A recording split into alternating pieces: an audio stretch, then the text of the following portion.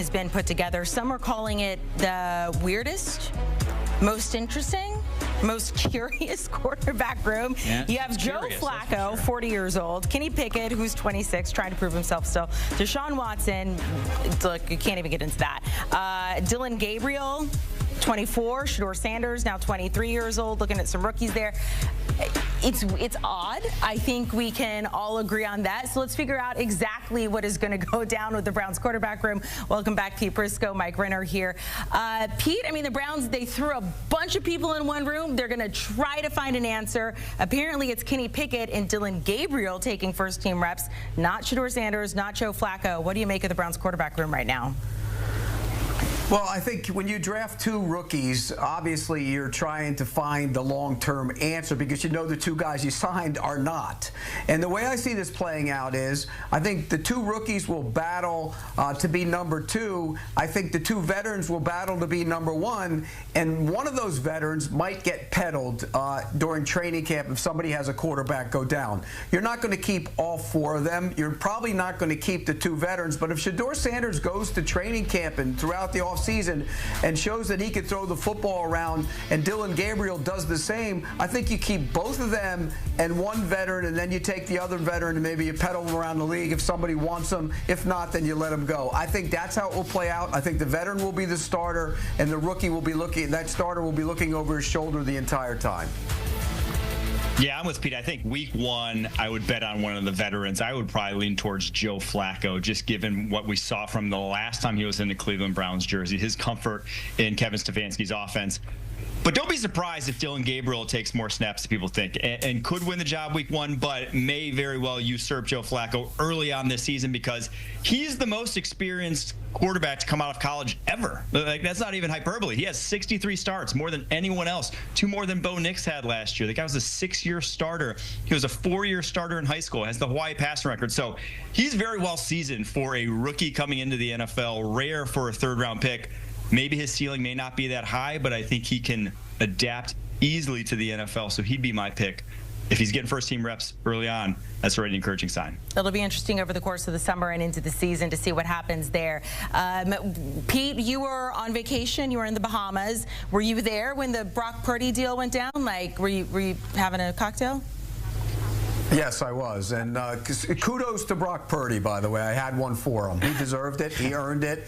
And when a guy does what he did, you're happy for him. So I'm astounded that he played to the level he did. And by the way, so are the 49ers because they waited till the last pick to pick him. Okay, so that's true. Let me ask you this, though. Making $53 million per year, and of course, with that going down, everybody's now looking at everybody else's quarterback contracts. Dak Prescott, the highest paid quarterback right now when it comes to AAV in the NFL. A lot of disrespect now coming for him, given, you know, where he sits and some other quarterbacks that are still out there. He's coming off that hamstring injury. Kind of give us your prediction for Dak Prescott, where things stand right now in the Cowboys this season.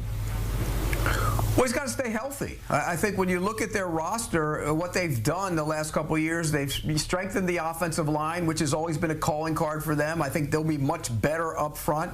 I think getting Pickens will help the wide receiver room. They'll get another weapon in there. That helps them. The running game, I'm a big Jaden Blue fan. I think he'll help the run game. And so you look at it, it's all on Dak Prescott. What's he have to do? He has to stay on the field. I mean, he's got to be healthy. If Dak Prescott's healthy, I think he can put up big numbers in this offense, and I think they're going to be much improved. You know, there's a lot of people out there questioning Brian Schottenheimer as a head coach and should he have got the job. Look, Brian Schottenheimer's been around football for a long, long time. We know his father was a great coach, but you hear a lot of good things about him as a teacher, as a coach, as a guy who can lead that team. So until he shows me otherwise, I have faith in Brian Schottenheimer, and I'm a believer in Dak Prescott. Not a star quarterback, but he's one of those guys that can take a team deep into the playoffs and even to the Super Bowl.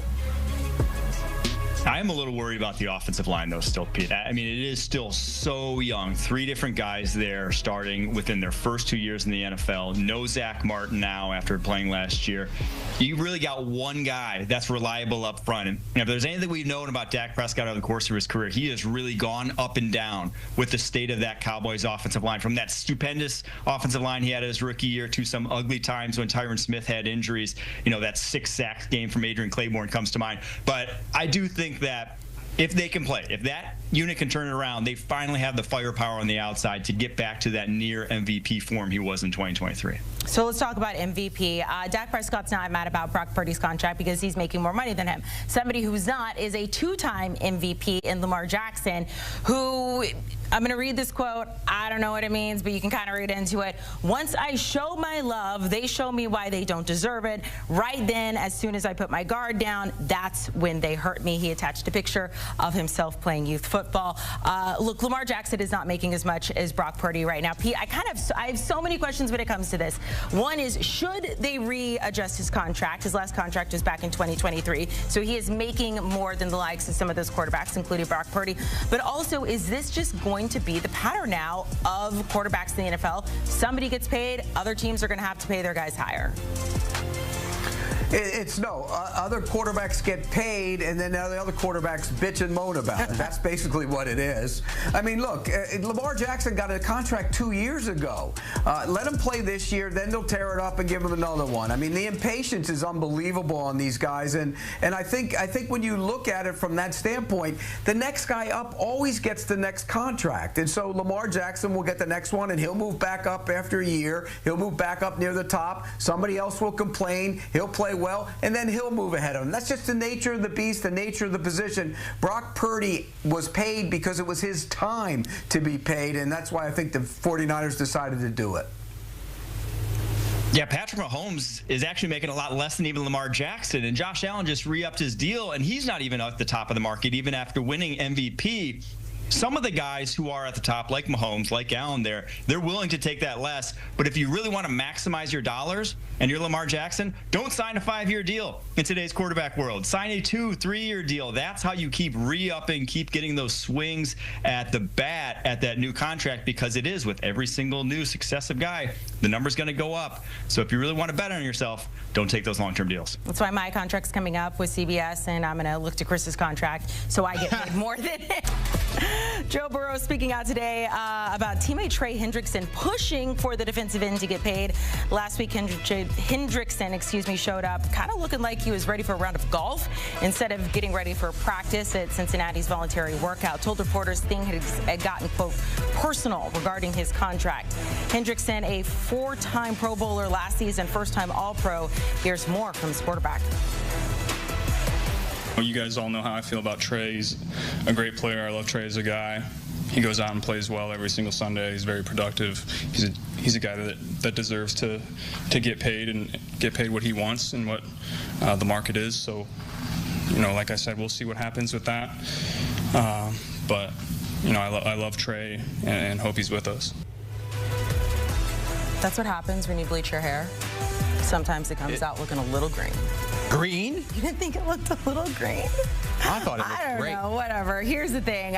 Taking a look at the highest paid defensive ends by average annual value right now, Trey Hendrickson sitting 9th. Head coach Zach Taylor said he has spoken to him, but has no update on his contract situation. Over to the Eagles. You know what happens when you are a famous quarterback and you win the Super Bowl? Chris, you go to Disney World. Not only do you go to Disney World, you become good friends with Michael Jordan. Oh. Jalen Hurts is sponsored by the brand. However, he has spent a lot of time over the summer with Michael Jordan, and here's some insights on... Wait, but this says he's completely focused, but he's been hanging out with MJ all summer. But you can focus that way. Okay. Take a listen. Yeah. I mean, obviously, you only think that those conversations come up, and as competitive as he is, it'd be unwise of me not to seek knowledge from him and lean on someone like that. And so that's something that I value a lot. And the biggest thing is just taking it a day at a time. We have these goals and you have these big dreams of what you want to accomplish, but ultimately it's a journey. And so take it day by day. Like I said earlier, being able to decode, detect, and correct, and pretty much just refine the things that I need to so I can be at my best when needed. Staying in the division over the Cowboys. So yesterday, Brian McFadden put out his top 5 NFL players with the most improved. Coming in at number 5 was one of the newest members of the Cowboys, George Pickens. BMAC saying that Pickens needs to clean up some of the drama that followed him around Pittsburgh, show that he can be both quality on and off the field. Well, CeeDee Lamb says he's already impressed with Pickens, saying they're both ones. There's not a 1A, a 1B, and number 2. New head coach Brian Schottenheimer seems to agree. I think we were all on board. You know, I think we're always trying to find the right pieces and good pieces, and I think we're really excited about what he brings as a football player. But I see a guy that's maturing. I see a guy that we're excited to put out there and watch him grow and get better. And you guys will see him out there today. He obviously is a tremendous athlete, but I love watching him in meetings, because in meetings he's been so dialed in, taking great notes. He knows he's a little bit behind, not a lot, but a little bit behind in terms of what the veterans are doing. But his intentionality in the meeting room has been really cool for me to see. Cowboys offensive. Remember, Brian Schottenheimer has been their OC before being promoted to head coach the past 2 seasons, ranking 6th in points per game with 25.5, 9th in total yards per game. Third down percentage, 8th in the league. Maybe they can improve even on that. Taking a look at some of the big things happening this week at the NFL spring meeting. Approval for players to play in the 2028 games in LA. Also proposal to ban the tush push. That vote should be coming down on Wednesday in the new playoff format in 2025. Anything you disagree or have strong feelings with, Christopher? Hành. Huyền đây. Chào cả mọi người đã